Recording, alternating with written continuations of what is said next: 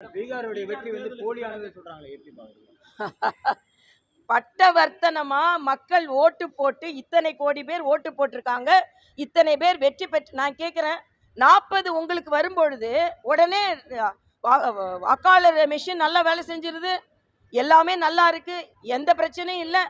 ஆனால் பாஜக வெற்றி பெற்றா மட்டும் அது போலி ஆயிடுதா?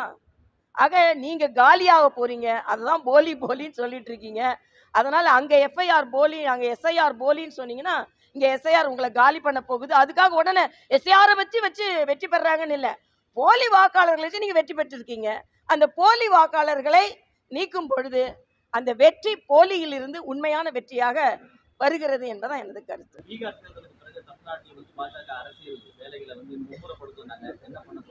நாங்க இப்போ மும்முரப்படுத்திக்கிட்டு தான் இருக்கோம். பீகார் தேர்தலுக்கு பின்னால் இல்லை, ஏற்கனவே நாங்க எல்லா இடத்திற்கும் சட்டமன்ற உறுப்பினர்கள் பொறுப்பாளர்கள் போட்டாச்சு, பணி நடந்து கொண்டு இருக்கிறது. இன்னைக்கு மரியாதைக்குரிய பாரத பிரதமர் கூட்டணி கட்சி தலைவர்கள் எல்லாம் கூட வரவேற்க இருக்கிறார்கள். ஒரு நல்ல திருப்பம். உண்மையிலேயே பாரத பிரதமர் பீகாருக்குல இருந்து வெற்றியோடு இங்கே வருகிறார். அந்த வெற்றி இங்கும் பிரதிபலிக்கும் என்பது எனது கருத்து. நன்றி. அந்த லிஸ்ட் எல்லாம் பிஎம் ஆபீஸ் தான் தெரியும், எனக்கு தெரியாது. நான் பிஎம் வரவேற்க போறேன், அவ்வளவுதான். ட்ரெண்ட ஃப்ரெண்ட் ஆக்கிக்கோங்க. தந்தி டிவியின் சப்ஸ்கிரைபர்ஸ் அண்ட் ஃபாலோவர்ஸ் குடும்பத்துல நீங்களும் இணையுங்க.